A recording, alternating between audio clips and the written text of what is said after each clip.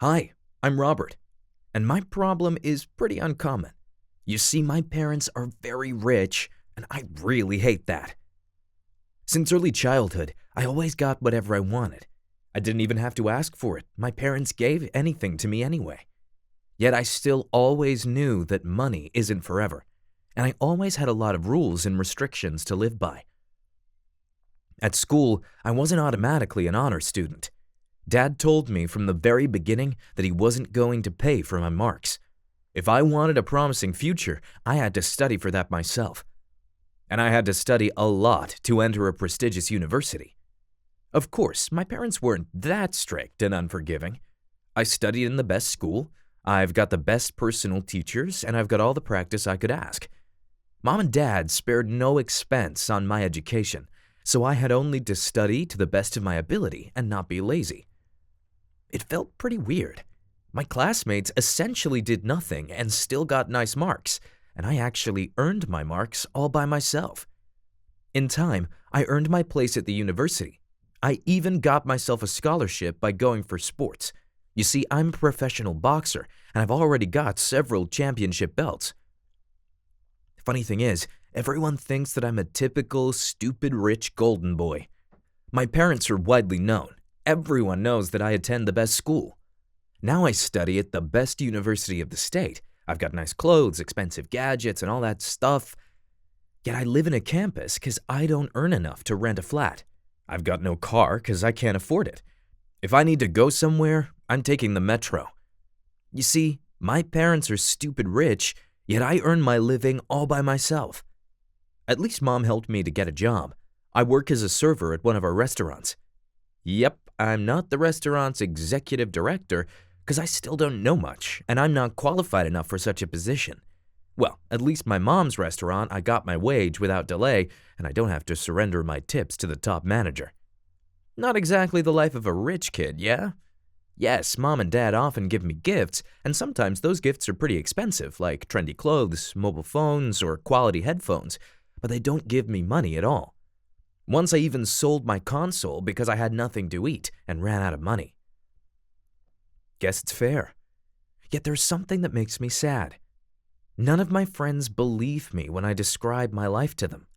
You see, all of them were born in middle-class families, and they are somehow sure that I'm faking being poor to earn their trust.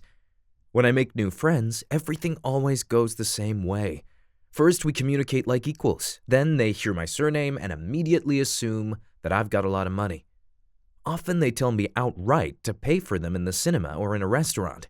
Some borrow money from me and never give it back, and some even break up with me on the spot because they don't want to be friends with a golden boy. No one believes me, no one at all. And it's not like I hide that Mom and Dad aren't helping me. I invite people to my campus room, tell them about my work as a server, and some of the guys even visit the restaurant I work at with their parents and see me at work. Yet they still refuse to believe me. Besides, I can't find a girlfriend.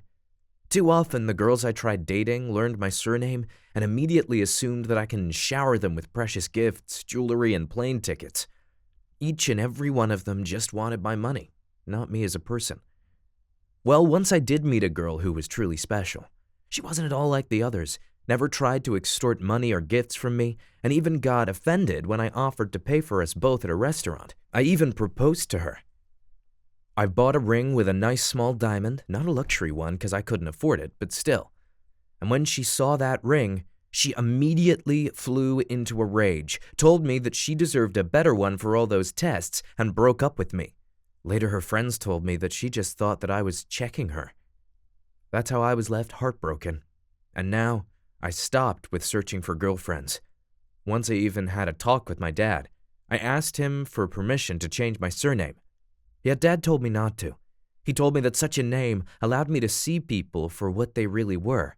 And he also told me that I had to learn to live with such a name. Otherwise, Mom and Dad would just disinherit me. So now I'm focused only at studying and sports. I feel incredibly lonely. I've got no friends. I've got no girlfriend. And all because of Mom and Dad's wealth that even has no relevance for me. I really hope to make a breakthrough later on in my life. Or maybe just to change surname and live on and let Mom and Dad disinherit me to their heart's content. Hi, I'm Patricia, Robert's mom, and things in my family aren't as clear-cut as you'd probably make it out to be. My husband and I have always dreamt about having a child. Yet when we were young, we decided instead to focus on our careers.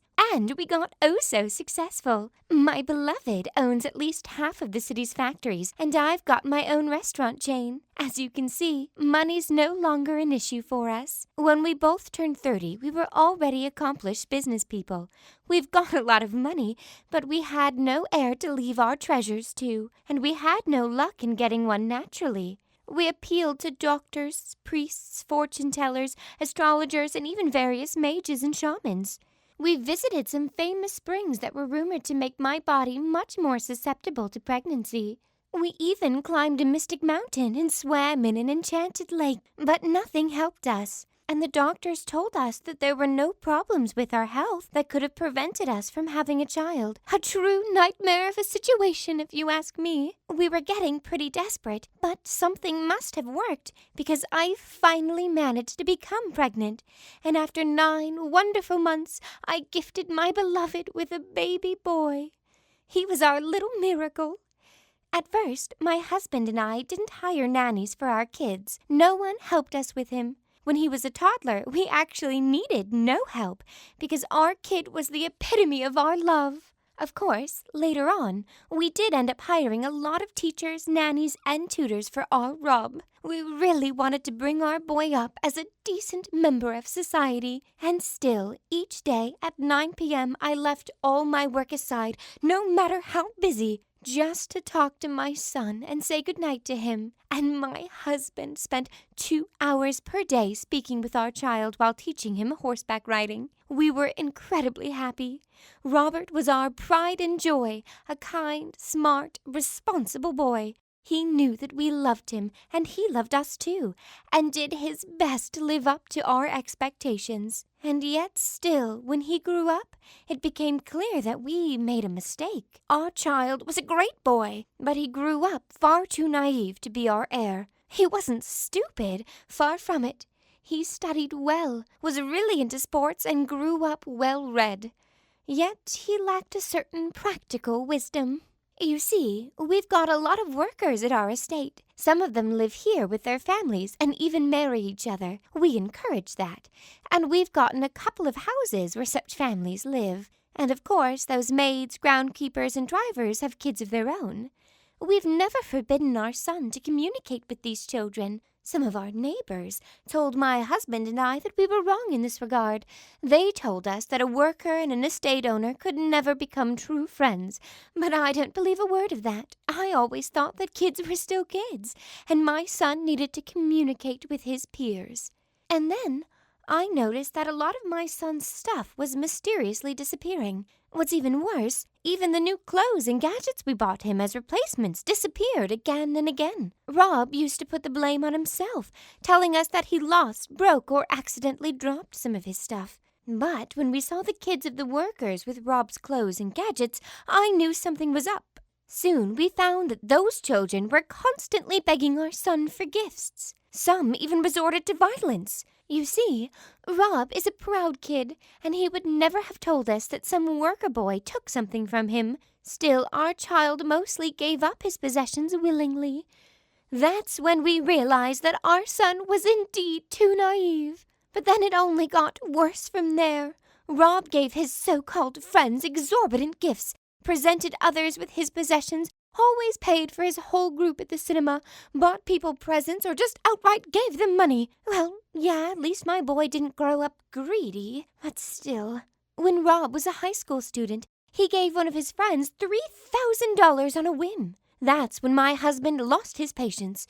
He spent almost an hour locked up in his cabinet, swearing loudly and profusely. And when my husband unlocked the door and came out, he told Rob that he was no longer going to pay our son's expenses. Of course, we weren't going to abandon our poor child. We just made him earn his living so that he would understand the worth of money. To support the charity, one must realize what you should do beforehand, after all.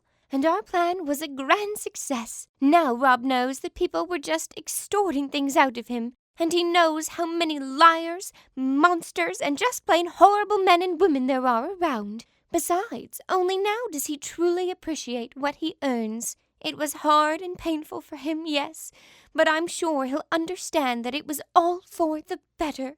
What do you think about Rob and his mom? Did Rob's parents do the right thing? Don't forget to like the video, share it with your friends, and subscribe to our channel for even more new and exciting stories.